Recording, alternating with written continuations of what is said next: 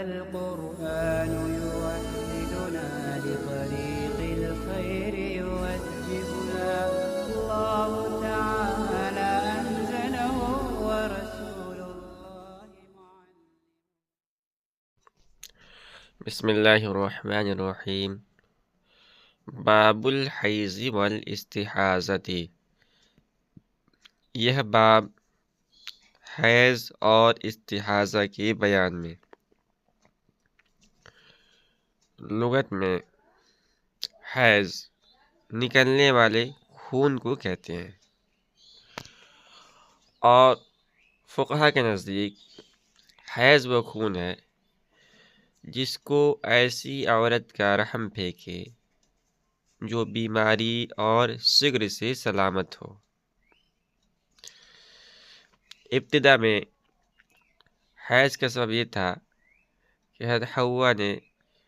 جب شجر ممنوعہ کھانے کی وجہ سے اپنے رب کی نافرمانی کی تو اللہ تعالیٰ نے ان کو حیض کے ساتھ مبتلا کر دیا، تو اس وقت سے اب تک ان کی اولاد میں یہ ابتلا برابر جاری ہے اور قیامت تک جاری رہے گا۔ اقل الحیض ثلاثة أيام ولياليها وما نقص من ذلك فهو استحاضة لقوله عليه السلام أقل الحيض للجارية البكر والثيب 3 أيام ولياليها وأكثره 10 أيام۔ حیض کی ادنا مدت 3 دن اور 3 راتیں ہیں، اور جو اس سے کم ہو وہ استحاضہ ہے، کیونکہ حضور صلی اللہ علیہ وسلم نے فرمایا کہ جاریہ باکرہ اور سیبہ کے حیض کی کم از کم مدت 3 دن اور 3 راتیں ہیں، اور ان کی اکثر مدت 10 دن ہے۔ وہ حجت علی الشافعی رحمہ اللہ فی التقدیر بیوم ولیلۃ، کہہ رہے کہ یہ حدیث حضرت امام شافعی رحمۃ اللہ کے خلاف حجت ہے ایک دن اور ایک رات کے ساتھ اندازہ لگانے میں۔ وعن ابی یوسف رحمہ اللہ انہ یومان والاکثر من اليوم الثالث اقامۃ للاکثر مقام الکل، اور حضرت امام ابی یوسف رحمۃ اللہ علیہ سے روایت ہے کہ وہ 2 دن اور تیسرے دن کے اکثر ہے، کیونکہ اکثر کل کے قائم مقام ہوتا ہے۔ قلنا هذا نقص عن تقدیر شرعی،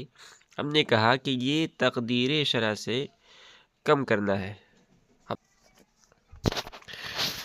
امام ابو حنیفہ رحمۃ اللہ کے نزدیک اقل مدت حیض 3 دن اور 3 راتیں ہیں، اور جو خون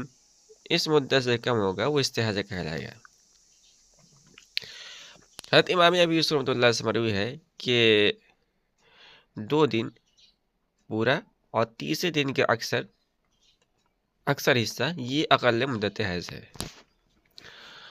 اور حضرت امام مالک رحمۃ اللہ فرماتے ہیں کہ مطلق خون حیض ہے خواہ ایک گھڑی کے لیے ہو،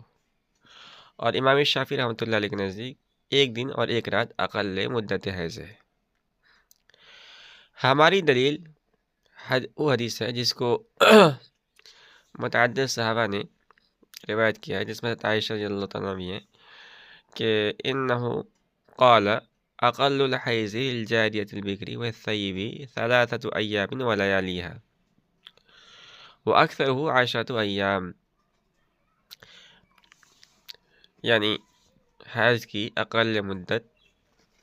باکرہ کے لیے اور سیبہ دونوں کے لیے 3 دن اور 3 راتیں ہیں، اور اکثر مدت 10 دن ہے۔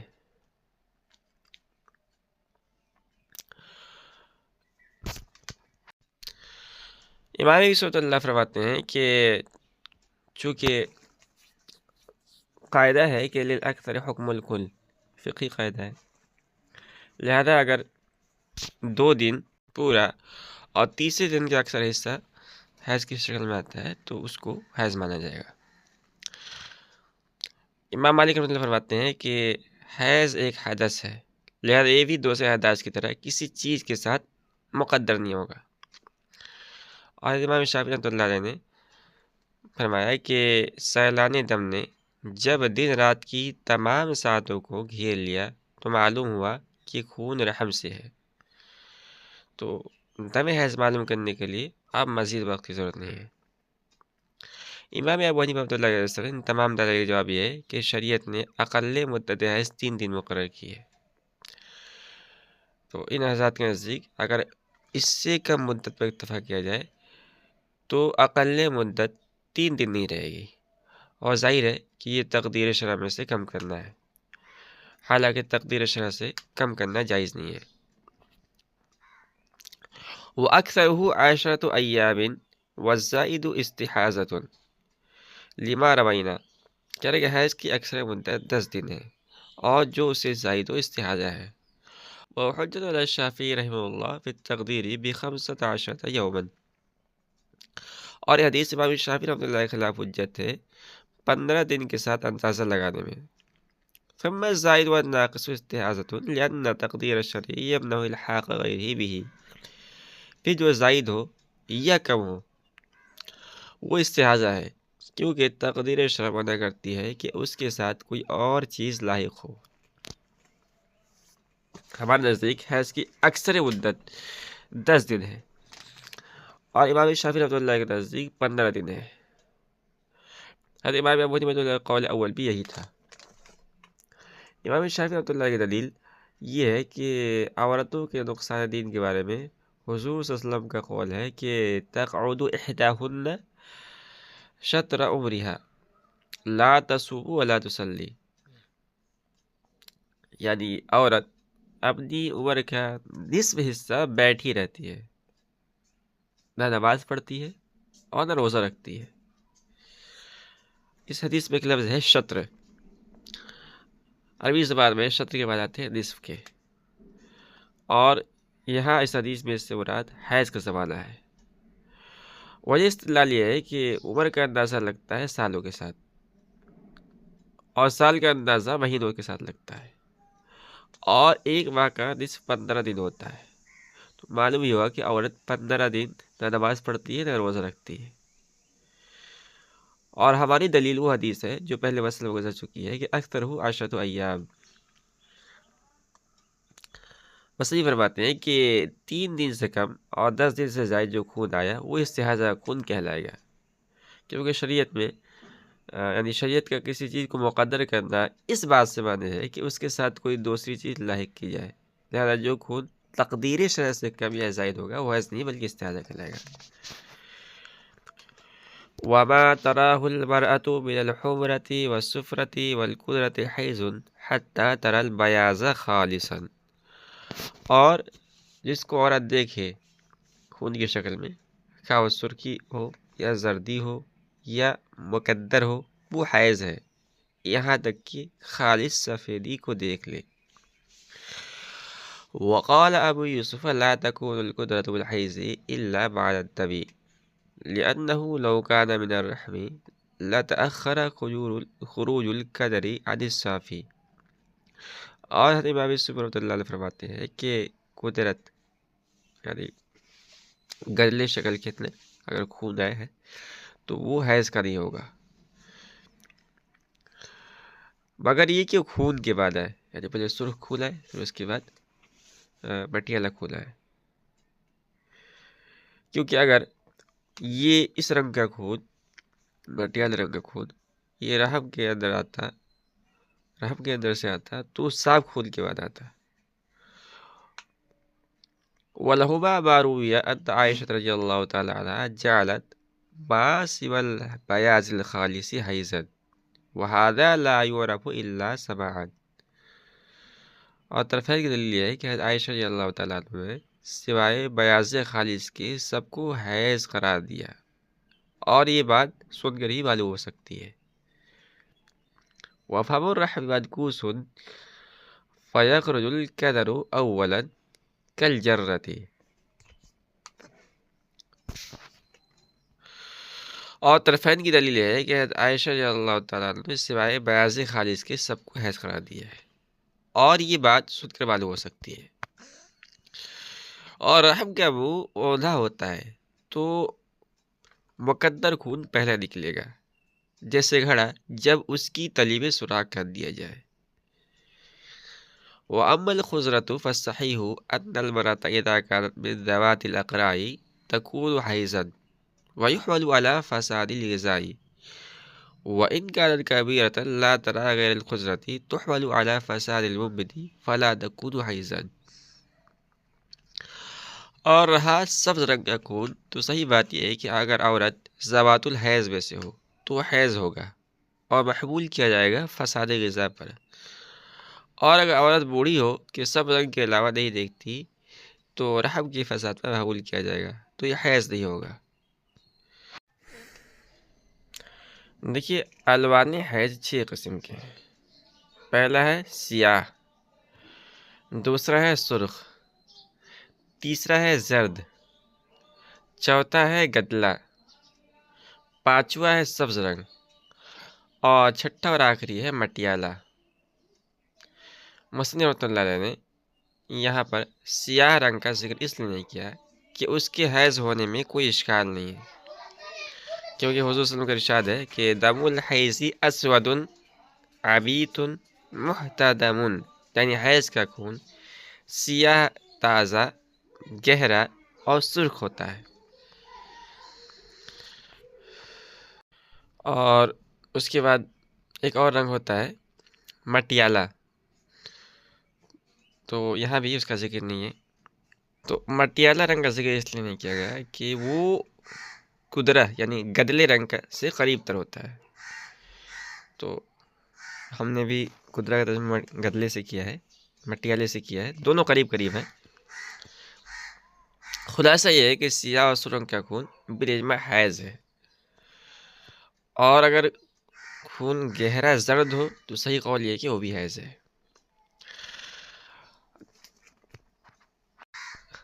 قدرہ یعنی گدلے رنگ کا جو خون ہوگا وہ حیض یا نہیں ہے، یہ مختلف بھی ہے۔ تو طرفین کے نزدیک حیض ہے، خواہ اول ایام حیض میں دیکھا ہو یا آخر ایام میں دیکھا ہو۔ اور امام یوسف رحمۃ اللہ فرماتے ہیں کہ گدلے رنگ کا خون حیض نہیں ہوگا، الا کہ پہلے صاف خون آیا اس کے بعد وہ آیا ہو۔ اور امام یوسف رحمۃ اللہ کی دلیل یہ ہے کہ رحم کے خون میں عادت یہ ہوتی ہے کہ پہلے صاف رنگ کا خون نکلتا ہے، پھر گدلے رنگ کا، اور اگر شروع کے اندر ہی گدلے رنگ کا خون نکلا تو معلوم ہوا کہ یہ خون رحم سے نہیں آیا بلکہ کسی رگ وغیرہ سے آیا ہے، اور جو خون رحم کے علاوہ سے آتا ہے وہ حیض کا خون نہیں کہلاتا ہے، اس لیے گدلے رنگ کا خون حیض نہیں کہلائے گا۔ طرفین کی دلیل ہے عائشہ رضی اللہ تعالیٰ کی حدیث ہے، اور جس کے اندر ذکر ہے کہ حضرت عائشہ رضی اللہ تعالیٰ عنہ نے خالص سفیدی کے علاوہ سب رنگ کے خون کو حیض قرار دیا۔ امام مالک رحمۃ اللہ علیہ نے اپنی موطا میں پوری حدیث میں بیان کی ہے، عن علقمۃ بن ابی علقمۃ عن امہ مولاتی عائشہ رضی اللہ عنہا انہا قالت كان النساء يبعثن الى عائشة رضی اللہ عنہا بالدرجة فيها الكرسف فيها السفرة من دم الحيض ليسألنها عن الصلاة فتقول لهن لا تعجلن حتى ترين القصة البيضاء، یعنی علقمہ ابن ابی علقمہ اپنی ماں جو ام المومنین حضرت عائشہ رضی اللہ تعالیٰ عنہ کی آزاد کردہ باندی تھی، ان سے روایت کرتے ہیں اور فرماتی ہیں ان کے والدہ کہ عورتیں عائشہ رضی اللہ تعالیٰ عنہ کے پاس ڈبہ بھیجتی تھی جس میں حیض کے زرد رنگ کے خون سے آلود کرسف ہوتا تھا، اور وہ عورتیں نماز کے بارے میں دریافت کرتی تھی، تو حضرت عائشہ رضی اللہ تعالیٰ عنہ سے فرمایا کرتی تھی کہ جلدی نہ کرو یہاں تک کہ قصہ بیضاء یعنی خالص سفیدی نہ دیکھ لو۔ اس حدیث سے بھی ثابت ہوا کہ سفید رنگ کے علاوہ تمام رنگ حیض کا خون ہوتا ہے، اور ظاہر ہے کہ عائشہ رضی اللہ تعالیٰ نے جو کچھ فرمایا یہ اپنی رائے سے نہیں فرمایا ہوگا بلکہ حضور پاک صلی اللہ علیہ وسلم سے سن کر ہی فرمایا ہوگا۔ وَفَمُ الرَّحِمِ مَنْكُوسٌ، یہ حضرت امام ابی یوسف رحمۃ اللہ علیہ کی دلیل کا جواب ہے، اور جواب کا حاصل یہ ہے کہ آپ کا یہ کہنا کہ گلا رنگ صاف ستھرے خون کے بعد آتا ہے، یہ ہمیں تسلیم ہے،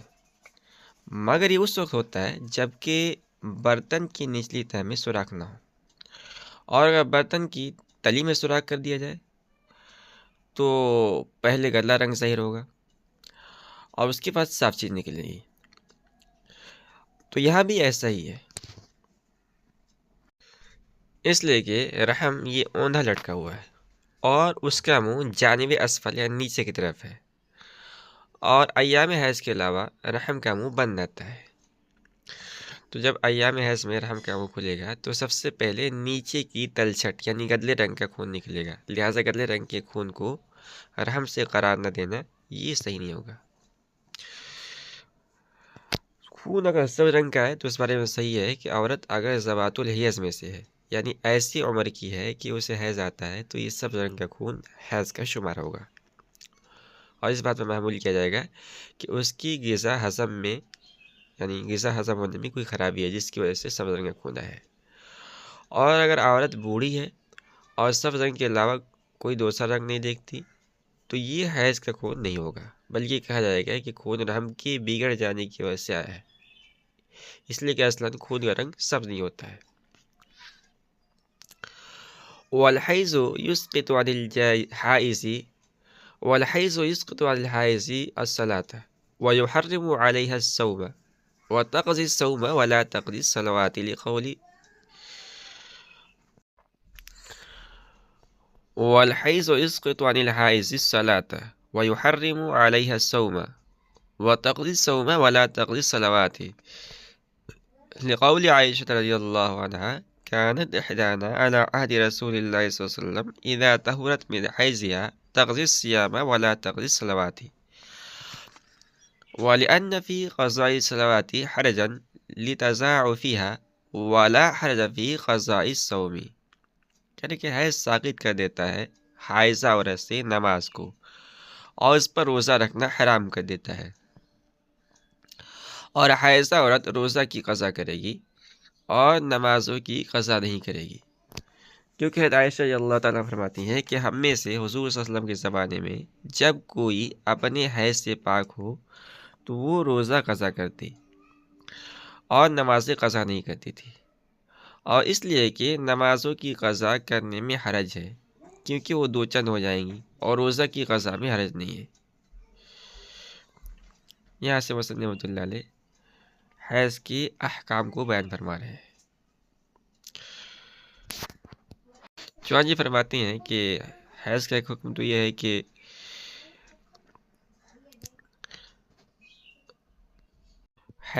حائضہ عورت سے نماز کو ساقط کر دیتی ہے، اور اسی طرح وہ روزہ بھی نہیں رکھے گی۔ اچھا، اب بعد میں جب عورت پاک ہو جائے تو اپنے روزوں کی قضا کرے گی لیکن نماز کی قضا نہیں کرے گی، اور دلیل یہ ہے کہ حضرت عائشہ رضی اللہ تعالیٰ نے فرمایا کہ حضور صلی اللہ علیہ وسلم کے زمانے میں ہم ازواج مطہرات میں سے جب کوئی اپنے حیض سے پاک ہوتا تو وہ روزوں کی قضا کرتی اور نمازوں کی قضا نہیں کرتی تھی۔ مثلا فرماتے ہیں کہ عقلی دلیل یہ ہے کہ نمازوں کی قضا میں حرج ہے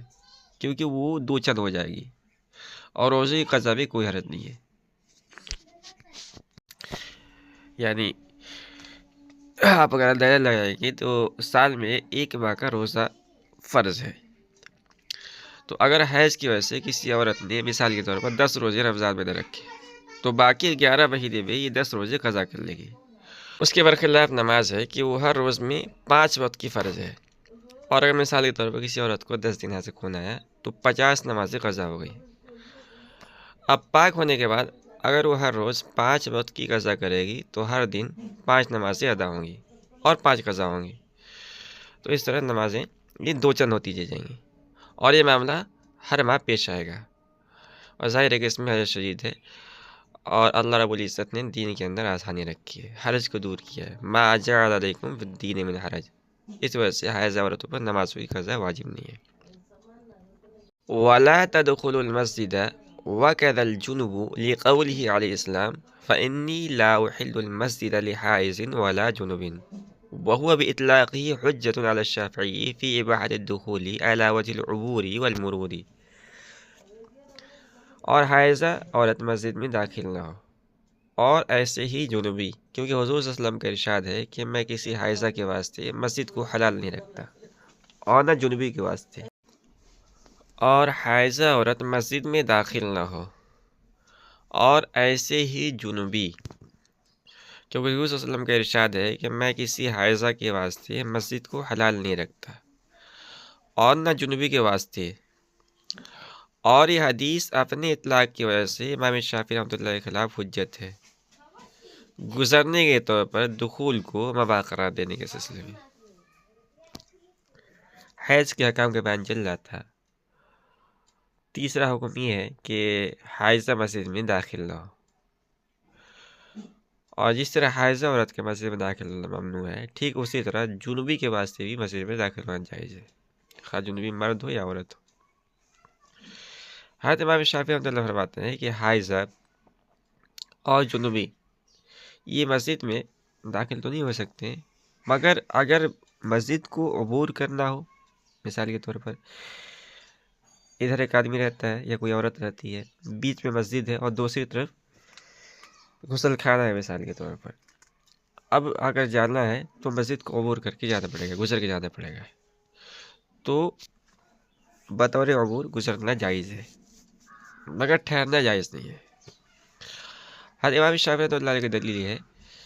باری تعالیٰ کا ارشاد یا ایھا الذین آمنوا لا تقربوا الصلاة وانتم سکارى حتى تعلموا ما تقولون ولا جنبا الا عابری سبیل حتى تغتسلوا. یعنی اے ایمان والو، تم نماز کے پاس بھی ایسی حالت میں مت جاؤ کہ تم نشہ میں ہو، یہاں تک کہ تم سمجھنے لگو کہ اپنے زبان سے کیا کہہ رہے ہو. اسی طرح جنابت کی حالت میں بھی مت جاؤ باستثناء تمہارے مسافر کے، یہاں تک کہ غسل کرو. آیت سے مجھے استدلال یہ ہے کہ آیت میں صلاۃ سے مراد مکان صلاۃ یعنی مسجد ہے، اور عابر سبیل کے معنی گزرنے کے ہیں. اب آیت کا مطلب یہ ہوگا کہ جنوبی کا مسجد کے قریب جانا درست نہیں ہے، لیکن اگر مسجد سے گزرے اور نہ ٹھہرے تو اس میں کوئی حرج نہیں ہے. ہماری دلیل عائشہ رضی اللہ عنہا کی حدیث ہے کہ ان النبی علیہ السلام قال وجہوا هذه البیوت عن المسجد فانی لا احل المسجد لحائض ولا جنوب. یعنی حضور صلی اللہ علیہ وسلم نے ارشاد فرمایا کہ ان گھروں کے دروازے مسجد کی طرف سے پھیر دو، کیونکہ میں مسجد کو حائضہ یا جنوبی کے واسطے حلال نہیں رکھتا. ہماری طرف سے امام شافعی رحمۃ اللہ علیہ کا جواب یہ ہے کہ مفسرین کہتے ہیں کہ یہاں الا ولا کے معنی میں ہے، یعنی مسجد قریب نہ جنوبی جائے اور نہ وہ اعلیٰ سبیل المرور داخل ہو. دوسرا جواب ہے کہ صلاۃ سے حقیقت صلاۃ مراد ہے، اور عابر سبیل سے مراد مسافرین ہے. اب مطلب یہ ہوگا کہ نماز نہ بحالت نشہ پڑھو اور نہ بحالت جنابت، لیکن اگر جنوب مسافر ہوں تو وہ غسل کرنے سے پہلے تیمم کر کے نماز پڑھ سکتے ہیں. وَلَا تَطُوفُوا بِالْبَيْتِ لِأَنَّ الطَّوَافَ فِي الْمَسْجِدِ، اور خانہ کعبہ کا طواف نہ کرے کیونکہ طواف مسجد حرام میں ہے. یہ چوتھا حکم ہے کہ حائضہ عورت بیت اللہ کا طواف نہ کرے، اور دلیل یہ ہے کہ طواف مسجد میں واقع ہوتا ہے، اور حائضہ کے واسطے مسجد میں داخل ہونا ممنوع ہے، اس لیے طواف کرنا بھی ممنوع ہوگا. وَلَا يَأْتِيهَا زَوْجُهَا لِقَوْلِهِ تَعَالَى وَلَا تَقْرَبُوهُنَّ حَتَّى يَطْهُرْنَ، اور اس کے بعد اس کا شوہر لائے کیونکہ باری تعالیٰ نے ارشاد فرمایا کہ مت قربت کرو حیض والیوں کے ساتھ یہاں تک کہ وہ پاک ہو جائے. یہ پانچواں حکم ہے کہ حائضہ عورت کے ساتھ وطی کرنا حرام ہے،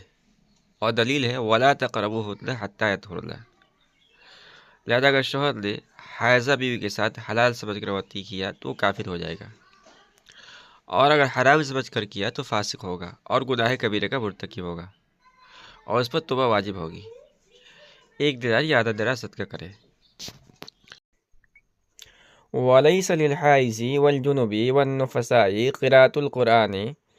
لقوله صلی اللہ علیہ وسلم لا تقرب الحائض والجنب شیئا من القرآن، اور جائز نہیں ہے حائضہ، جنبی اور نفاس والی عورت کو قرآن پڑھنا، کیونکہ حضور صلی اللہ علیہ وسلم کا ارشاد ہے کہ حائضہ اور جنبی قرآن میں سے کچھ نہ پڑھیں۔ وحجۃ علی مالک فی الحائض وهو بإطلاقه يتناول ما دون الآیت فیکون حجۃ علی التحابی فی بعدہ، اور یہ حدیث حائضہ کے بارے میں امام مالک رحمۃ اللہ کے خلاف حجت ہے، اور یہ نص اپنے مطلق ہونے کی وجہ سے ما دون الآیت کو بھی شامل ہے، لہذا یہ نص حجت ہوگی امام تحاوی رحمۃ اللہ علیہ پر ما دون الآیت کی قرأت کو مباح قرار دینے میں۔ یہ چھٹا حکم ہے، اور قرآن پڑھنا یہ حائضہ عورت کے لیے جائز نہیں ہے، اسی طرح جنبی کے واسطے بھی جائز نہیں ہے، خواہ مرد ہو یا عورت ہو۔ اچھا، ایک آیت حائضہ کیا پڑھ سکتی ہے؟ تو اس کا جواب ہے کہ نہ ایک آیت پڑھ سکتی ہے، نہ ایک آیت سے کم پڑھ سکتی ہے۔ حضرت امام مالک رحمۃ اللہ فرماتے ہیں کہ حائضہ کے واسطے قرأت قرآن جائز ہے، اور امام تحاوی رحمۃ اللہ علیہ ایک آیت سے کم کی قرأت کو مباح کرتے ہیں۔ امام تحاوی رحمۃ اللہ علیہ کی دلیل یہ ہے کہ قرآن کے ساتھ دو حکم متعلق ہیں، ایک جواز صلاۃ یعنی قرأت قرآن سے نماز جائز ہوتی ہے، اور دوسرا حائضہ وغیرہ کے لیے منع عن القرأت یعنی حائضہ وغیرہ کو قرأت قرآن ممنوع ہے۔ پھر ایک حکم یعنی جواز صلاۃ میں آیت ما دون الآیت میں فصل ہے، چنانچہ ایک آیت کی مقدار سے نماز جائز ہو جاتی ہے، اور ما دون الآیت سے نماز جائز نہیں ہوتی ہے، لہذا ایسے ہی دوسرے حکم میں فصل ہونا چاہیے کہ حائضہ عورت کے لیے ایک آیت کی مقدار پڑھنا ممنوع ہو اور اس سے کم پڑھنا جائز ہو۔ حضرت امام مالک رحمۃ اللہ کی دلیل ہے کہ حائضہ عورت معذور ہے اور قرأت قرآن کی محتاج ہے، اور طہارت حاصل کرنے پر بھی قادر نہیں ہے، اس ضرورت کے پیش نظر حائضہ کے لیے قرآن پڑھنا جائز قرار دیا گیا ہے۔ اس کے برخلاف جنوبی ہے کہ وہ غسل یا تیمم کے ساتھ پاکی حاصل کرنے پر قادر ہے، اور چونکہ نفاس قلیل الوقوع ہے اس لیے اس کے حق میں اس ضرورت کا اعتبار نہیں کیا گیا ہے۔ مصنف فرماتے ہیں کہ جو ہماری دلیل ہے کہ لا تقرب الحائض ولا الجنوب شیئا من القرآن، یہ حدیث حضرت امام مالک رحمۃ اللہ کے خلاف حجت ہے، کیونکہ حدیث صراحت کے ساتھ حائضہ کے لیے عدم جواز قرأت پر دلالت کرتی ہے، لہذا امام مالک رحمۃ اللہ علیہ کی عقلی دلیل حدیث کے مقابلے میں حجت نہیں ہوگی، اور چونکہ یہ حدیث مطلق ہے اس لیے آیت اور ما دون الآیت دونوں کو شامل ہوگی، لہذا امام طحاوی رحمۃ اللہ علیہ کا ایک آیت کی قرأت کو ناجائز اور ما دون الآیت کی قرأت کو جائز قرار دینا یہ صحیح نہیں ہے، بلکہ مطلقاً قرأت قرآن حائضہ کے لیے جائز نہیں۔ وَلَيْسَ لَهُم مَسُّ الْمُصْحَفِ إِلَّا بِغِلَافِهِ وَلَا أَخْذُ دِرْهَمٍ فِيهِ سُورَةٌ مِّنَ الْقُرْآنِ إِلَّا بِسُرَّتِهِ، اور ان کے لیے بغیر غلاف کے قرآن چھونا جائز نہیں ہے، اور نہ ایسے ہی درہم کو لینا جس میں قرآن کی صورت ہو مگر اس کی ہمیانی کے ساتھ۔ وَقَدَ الْمُحْدِثُ لَا يَمَسُّ الْمُصْحَفَ إِلَّا بِغِلَافِهِ، اسی طرح جو محدث ہو بے وضو ہو وہ بھی بغیر غلاف کے قرآن کو نہ چھوئے، لقولی علیہ السلام لا یمس القرآن الا طاہر، اس لیے کہ حضور پاک صلی اللہ علیہ وسلم کا ارشاد ہے کہ قرآن کو پاک ہی چھوئے۔ ثم الحدث والجنابۃ حل الید فیستویان فی حکم المس والجنابۃ حلت الفم دون الحدث فیفترقان فی حکم القراءۃ، کہہ رہے کہ پھر حدث و جنابت دونوں یہ ہاتھ کے اندر حلول کیے ہوئے ہیں، لہذا چھونے کے حکم میں دونوں برابر ہوں گے، اور جنابت نے منہ میں بھی حلول کیا ہے نہ کہ حدث نے، تو قرآن پڑھنے کے حکم میں دونوں جدا جدا ہو جائیں گے۔ وغلافه ما يكون متجافا عنه دون ما هو متصل به كالجلد المشرز هو الصحیح، کہہ رہے ہیں کہ اس کا جو غلاف ہے تو اس کا غلاف وہ ہوتا ہے جو مصحف سے جدا ہو، نہ کہ وہ جو اس کے ساتھ متصل ہو جیسے جلد مشرز، یہی صحیح ہے۔ کہنا کہ وَيَكْرَهُ مَسُّهُ بِالْكَمِّ هُوَ الصَّحِيحُ لِأَنَّهُ تَابِعٌ لَهُ بِخِلَافِ كُتُبِ الشَّرِيعَةِ لِأَهْلِهَا حيث يرخص في مسها بالكم لأن فيه ضرورة. اور آستین سے مصحف کا چھونا مکروہ ہے، یہی صحیح ہے کیونکہ آستین اس کے تابع ہے، برخلاف شرعی کتابوں کے جو ان کے اہل کے پاس ہے، کیونکہ ان کو آستین سے ان کے چھونے کی اجازت ہے، اس لیے کہ اس میں ضرورت ہے۔ ولا باس بدفع المصحف الى الصبيان لان في المنع تضعيف حفظ القرآن وفي الامر بالتطهير حرجا بهم وهذا هو الصحيح۔ اور بچوں کو قرآن شریف دینے میں کچھ مذائقہ نہیں ہے، یعنی بغیر وضو کے، کیونکہ روکنے میں حفظ قرآن کا ضائع کرنا ہے، اور بچوں کو ہر وقت طہارت کا حکم دینے میں ان کے حق میں حرج ہے، اور بچوں کے بارے میں یہی حکم صحیح ہے۔ حائضہ سے متعلق یہ 7واں حکم ہے، اور یہ حکم حائضہ، جنوبی اور نفسا سب کے لیے ہے۔ تو فرماتے ہیں کہ حائضہ کے لیے، اسی طرح جنوبی کے لیے اور نفاس والی عورت کے لیے بغیر غلاف کے قرآن پاک کا چھونا جائز نہیں ہے۔ اسی طرح جس درہم پر قرآن کی آیت لکھی ہو اس کا چھونا بھی جائز نہیں ہے، مگر اگر تھیلی کے اندر ہو تو اس کا چھونا جائز ہے۔ مصنف فرماتے ہیں کہ یہی حکم بے وضو کا ہے، اور دلیل حضور صلی اللہ علیہ وسلم کا ارشاد ہے کہ قرآن کو صرف پاک آدمی ہی چھو سکتا ہے۔ مصنف فرماتے ہیں کہ حدث و جنابت مس مصحف کے حرام ہونے میں برابر ہیں، شریک ہیں، مگر قرأت قرآن میں دونوں کا حکم مختلف ہے۔ چنانچہ محدث کے واسطے تلاوت کرنا جائز ہے اور جنوبی کے واسطے تلاوت کرنا جائز نہیں ہے، اور وجہ یہ ہے کہ دونوں حدث ہاتھ میں حلول کر جاتے ہیں، اس لیے دونوں صورتوں میں ہاتھ سے قرآن کا چھونا جائز ہے، اور حدث منہ کے اندر سرایت نہیں کرتا ہے، یہی وجہ ہے کہ اس پر کلی کرنا واجب نہیں ہے، اور چونکہ جنابت منہ کے اندر سرایت کر جاتی ہے اس لیے جنوب پر کلی کرنا واجب ہے۔ لہذا جب حدث منہ کے اندر سرایت نہیں کرتا اور جنابت کا حکم منہ کے اندر ثابت ہو جاتا ہے تو محدث کے لیے قرأت قرآن جائز ہے اور جنوبی کے لیے جائز نہیں ہے۔ صاحب فرماتے ہیں کہ غلاف جس کے ساتھ چھونا جائز ہے وہ ہوتا ہے جو مصحف سے جدا ہو، یعنی ماس جو چھونے والا ہے اور جو ممسوس جس کو چھویا جا رہا ہے ان کے درمیان واسطہ ہو، مصحف کے ساتھ متصل نہ ہو۔ دیکھیے دراصل اختلاف ہے کہ غلاف سے مراد کیا ہے، تو بعض فقہا نے کہا کہ غلاف سے مراد وہ جلد ہے جو مصحف کے ساتھ متصل ہوتی ہے، اور بعض فقہا نے کہا کہ آستین مراد ہے، اور بعض فقہا نے کہا غلاف سے مراد وہ تھیلا ہے جس میں قرآن پاک رکھا جاتا ہے، اور یہی قول زیادہ صحیح ہے، اور اس کی وجہ یہ ہے کہ وہ غلاف جو جلد سے متصل ہو جس کو چولی کہا جاتا ہے یہ قرآن کے تابع ہوتا ہے، اور آستین یہ چھونے والے کے تابع ہوتا ہے، اور جزدان ان دونوں میں سے کسی کے تابع نہیں ہوتا ہے۔ مصنف فرماتے ہیں کہ اس کے برخلاف شرعی کتابیں ہیں کہ علماء اس کو آستین سے چھونے کی اجازت دیتے ہیں کیونکہ اس میں ضرورت ہے، اور یہ عام مشائخ کا قول ہے۔ آخر مصنف فرماتے ہیں کہ بے وضو بچوں کو قرآن پاک دینے میں کوئی مذائقہ نہیں ہے، کیونکہ اگر یہ حکم نہ دیا جائے تو دو ہی صورتیں ہیں، یا تو ان کو قرآن پاک چھونے سے روکا جائے یا ان کو طہارت حاصل کرنے کا حکم دیا جائے۔ پہلی صورت میں حفظ قرآن کا ضائع کرنا لازم آئے گا، اور دوسری صورت میں حرج لاحق ہوگا۔